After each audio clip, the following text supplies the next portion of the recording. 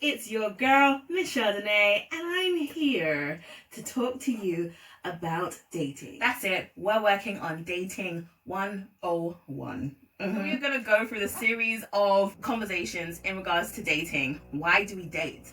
What are we looking for when we date? What is the end goal of dating? Is there a goal? Should there always be a goal? What does it entail? What does dating actually mean? And if you don't think it applies to you, whether you're single, married, divorced, in a relationship, or in a situationship, or in any kind of relationship, a civil partnership, honey, this applies to you. It's for all of us. You know it, I know it, we know it. So, let's jump straight in. Who out of you guys is tired? Tired of dating? Tired of meeting new faces? Tired of men? Tired of females?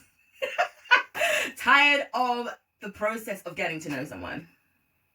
Tired of asking the basic questions? Tired of having your ideas of that person changed and crushed? Tired of having to explain yourself? Tired of answering all those questions? I mean, how many of you guys are tired of swiping right or left, rather? How many of you guys are tired of making a profile online? How many of you are tired of having everyone else apart from the actual one you want approach you? How many of you guys are tired of being disappointed?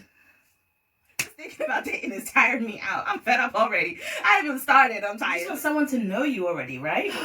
Dating is difficult. I know it. You know it. We know it. We're all in the same goddamn boat. Okay? So let's try and figure it out together. And that's what this segment is about. Okay? So, for the first episode, let's jump right in. I'm going to cover why we date. As in, what does it even mean today? Okay? Now, dating, I think we all have that idea of what dating is. And I think some of us call it developing intimacy. Some of it say, I'm getting to know about this person. Some people, it's just about companionship. I just want to spend time with someone. Sometimes, and along the way, maybe you gather feelings or develop a goal or develop maybe a future. Maybe you can see a future later in the dating stage or at the beginning of the dating stage. Maybe we date because we're bored and we just want company. Everyone has their reasons. Everyone has their different meanings of what dating is. I'm going to go ahead and tell you what my definition of dating is. My definition of dating is developing achievements, trusting individual ideas to negotiate a goal. Now, anyone can make an acronym out of dating. Even really, really bad ones like difficult associations, trusting or turning into negative growth. Like, I don't know, something like that. I mean, honestly, it could be as bad as disastrous attempts of talking involving nothing good. I mean, come on, it's easy. Let's dig into why we date. What is the point? What does it mean? Okay, why we date is exactly why my definition stands. So let's take number one, developing. We get to know people in order to develop. So when you come into this world and you're born, you meet and you associate with a number of people, and that allows you to develop as a person. It allows you to know what you like, what you don't like. It allows you to know where your morals are and where you stand on certain topics, how you feel about certain things, your integrity. It helps you know yourself more. It helps you get in touch with your mind, understanding why you like things, why you don't like things, and how you behave. Development. You associate with someone in an intimate manner, talking, spending time, being physical, in order to develop as a person, right? Achievements. Why do we date? We want to achieve something. You develop to achieve things. You don't develop to be the same. You don't develop to stay in the same position. And you don't develop to not grow. So to achieve, we need development. We need development to achieve. Now, achievements, it could be something as small as this person makes me understand more about myself, or they make me realize the things I don't like about other people. And that in turn is development. Realization is a development, and acknowledging it and identifying it is an achievement. What you do with it henceforth advocates or enactions your goal. Number three, trusting. So we associate with people, we have a number of relationships with people, and we try to build on trust. Now, when we date, obviously we kind of talk about more of our prospective partner for life, or for future, rather. That's supposed to be the end goal of dating, which we'll come on to a bit later. But we want to trust that person. We don't just want to spend our lives with absolutely anyone, right? I mean, why would we? And even people who come into our lives, any type of association, we want to be able to trust them. We have to be able to trust them. If we don't trust them, even just a little bit, why are they there? We wouldn't give them information about themselves. We wouldn't be vulnerable. We wouldn't open up. We sure as hell would not trust our ideas with that person if we don't have trust, if we don't have a way to look at them, if we don't have a future, if we don't see a future. Or you can decide not to trust someone and pretty much go nowhere, right? Trust is a massive part of dating. And in fact, the process of dating enables you to trust and trust that individual. You want to be able to connect with that individual. You want to be able to learn about that individual. You want to be able to understand that individual, see what they're thinking, see what their ideas are, understand their ideas, and see whether it matches yours. Or see if it's something that you can work with. See if you have common interests. See if you have, common hobbies or whether you get along, whether you're compatible. That's the individual part. Dating is about understanding that individual, knowing that individual, spending time with that individual in order to know that individual. You can never fully know someone, granted, and that's why dating is still important in a marriage. Even if you've got to the point of dating and you say you've got to the end of what you think is dating and you decided to marry the person, maybe that's your goal, maybe that's your end. But guess what? It's a goal. It doesn't mean that it's the end. Because you get to it doesn't mean that you stop trying. Doesn't mean that you stop dating. Doesn't mean that you stop understanding. Doesn't mean that you stop developing. Doesn't mean that you stop achieving. And it doesn't mean that you stop trusting. In fact, when you have got to your goal, that's the time you need to use all of those the most. So married people, dating applies to you too. Keep dating whilst you're married. Keep dating in your engagement. Keep dating when you are old and frail, because guess what? As much as you know the person you have married, or you think you know the person you have married, the one thing that is constant is change. And everybody will change. So the reason why you need to keep dating in a marriage, in a relationship, in a situationship, is because people are ever changing. Therefore, you need to keep developing with that person, achieving with that person, trusting that person, however they are changing, and understanding that person as an individual and their ideas. I mean, I'm just saying. That was a whole lot. That was a whole lot there, but I'm just saying. So, on to negotiate, right? So, why do we negotiate? Because we're trying to achieve a goal.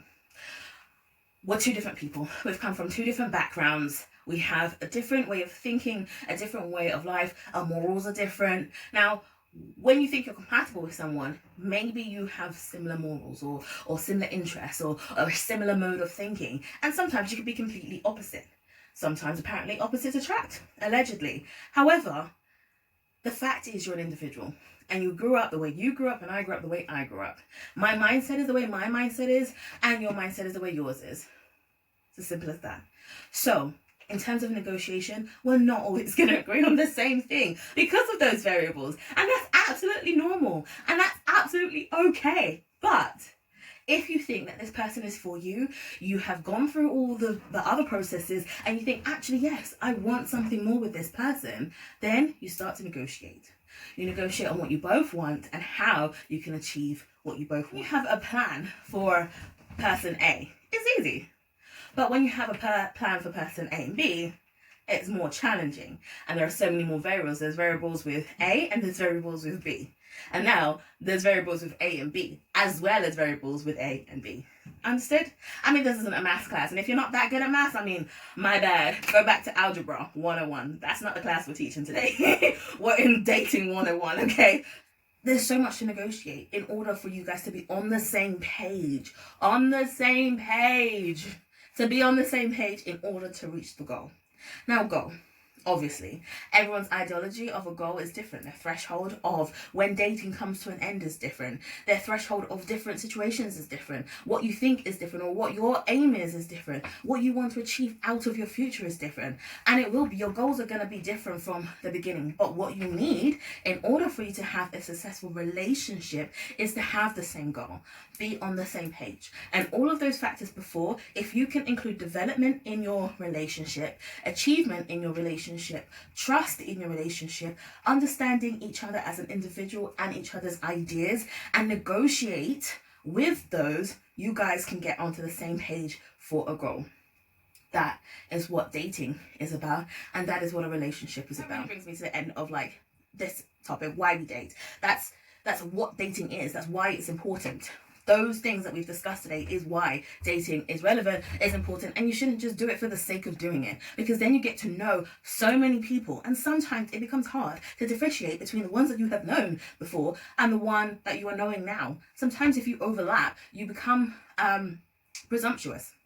What I mean by that is, because you've experienced so much, you've experienced how people react to all of those aspects of dating, you assume what someone's reaction, response, or even idea is going to be. You can even presume what somebody is going to be like just by certain things that they say. And that, my dear, is wrong. That's called assuming. Makes an ass out of you and me. See all that? Yeah, I'll see all that. I'm not saying don't date a lot, but date with purpose. That's what I'm saying. Date with purpose. And if you date purposefully, you will be more selective of the people you do choose to date, and you try not to date recklessly. Now, there is a such thing as reckless dating, and that is a whole other topic on its own. I will come to that later in this season, okay? But yes, no reckless dating. Let's be respectful. Let's be respectful of our time, because dating is time consuming, guys. Okay, I don't know about you, but I do not have all the time in the world to spend it on getting to know and trusting and doing all these things D to G with every Tom, Dick, and Harry. Like, I really do not have the time. Do you know how exhausting it is to make a selection of a person who you would decide to go through that process with? Imagine doing that selection 50,000 times just to end up in the same boat. It's crazy. Even if it's not that number, it feels like that number. Oh my God, I'm even tired talking about it. Guys, think about that. So think about why you want to date. Think about what it means to you and what you want to achieve from it, or what it means to you and how you can do it, or how it's relevant to you in your situation, in your relationship, in your situationship, in your partnership, in your civil ship, in your marriage, in whatever ship you want to call it. I'm sure you can take something away. So that brings me to the end of my first class, because I'm tired, I'm hot, I need a break. And I'm tired of discussing. No, I'm not. I'm gonna go now because I'm fed up. Actually, it's date night. So that's it from me, guys, okay? Make sure you tune into our next episode of Dating 101. Get myself some Chardonnay, because I need a drink. I'll see you guys later. Like, share, subscribe, and I'll see you on the other side. Bye.